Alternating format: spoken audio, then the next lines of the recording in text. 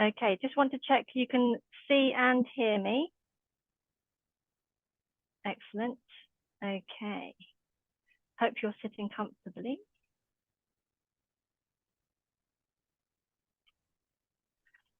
Whew. Thank you, Toastmaster, and welcome guests. Today's speech is back on the ground. This is going to be a tale, a rather tall tale, some 300 meters high, in fact, of myself and my partner on our adventure when we went climbing in Miglos in Spain. I caught a bit of conversation earlier on, and this is bouldering. So this is climbing without any rope. And my speech and our adventure involves lead climbing. So what I'll do is I will explain a little bit about climbing for people who aren't aware.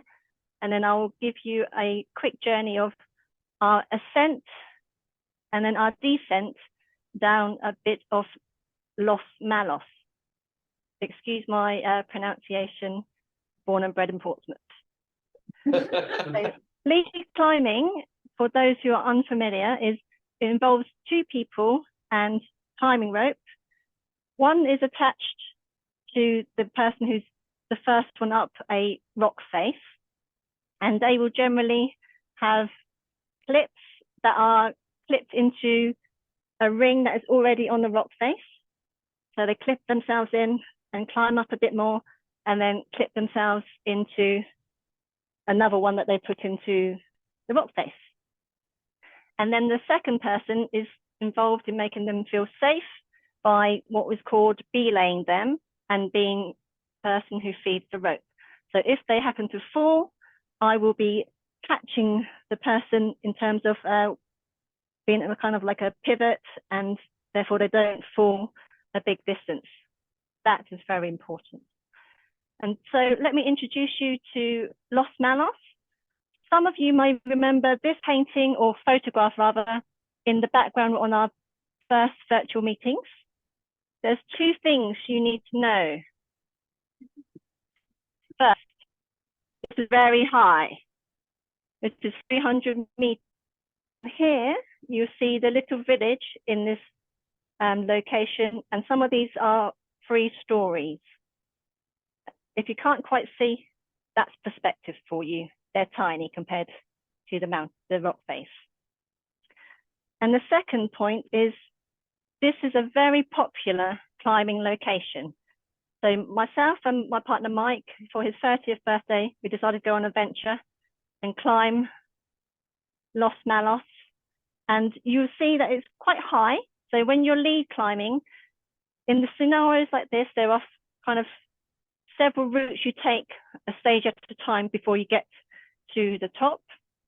And because it was so popular, there was groups before us and there were groups after us. And we had about a few hours worth of climbing. So as you can imagine, quite, you take one stage at a time, you climb, you make sure you're safe, and then you make sure that you have clear communication. So when someone is ready to climb, they shout down to the belayer, "I'm ready to climb." And you have to go back, "On belay, ready to climb," just so to make sure that everyone is paying attention. Because if you don't, then that's just a catastrophe waiting to happen. And so we took a few hours, we're plodding our way up this rock face. And after probably 3 or 4 hours of climbing, we were, over the top, looking down, and yes, there were birds soaring below us. We were so high up there, we were looking at the birds below us, and that was quite beautiful.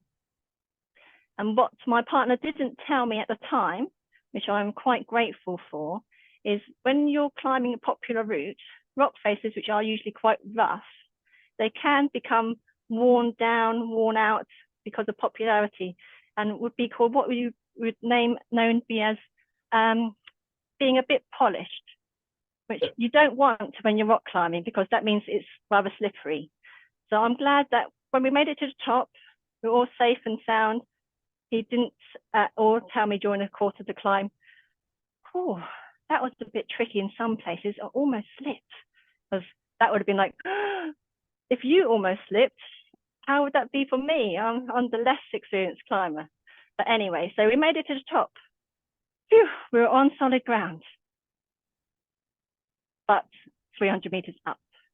So we still had to make our way back down this rock face. So that's no problem. We were like, we had a guidebook.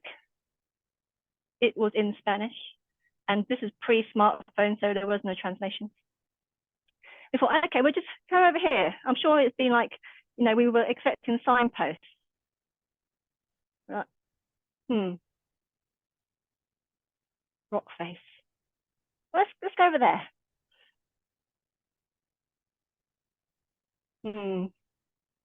Just some shrubbery. How are we going to get down? But we're looking for the people who came before us. They were nowhere to be seen. We're like, oh no, how are we going to get down? It's getting late. Luckily, as I said, it was quite a popular location, and hang on, there's some people climbing up the top. They're over soon, so let's have a chat with them.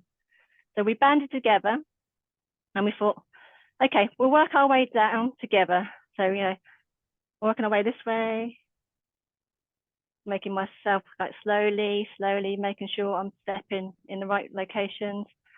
And eventually, after a couple of hours, we made our way back again. Whew, solid ground. What my partner didn't tell me again was, as I was going down, I was quite particular about where I was putting my hands, where I was putting my feet, but I had quite tunnel vision. And what he didn't say was, yeah, at times when you were like going down that little ledge, if you look that way, rock face, and then when you're going down this way a bit, and if you had, you know, not put your foot in the right location, yeah, it would have been a bit of a drop. So once again, I was very glad he didn't tell me of these perils that were close at my feet. So in summary, when you're kind of faced with a big task, something that might seem rather daunting, you just think, okay, I'm just going to take it one step at a time, have a route, break it down into little bits. Eventually, once you reach the top and you know your heads are in the clouds, you're out of your comfort zone, you've achieved something, it's fine, taking things one step at a time, because you'll soon end up back on solid ground anyway. Thank you very much. That's the end of my speech.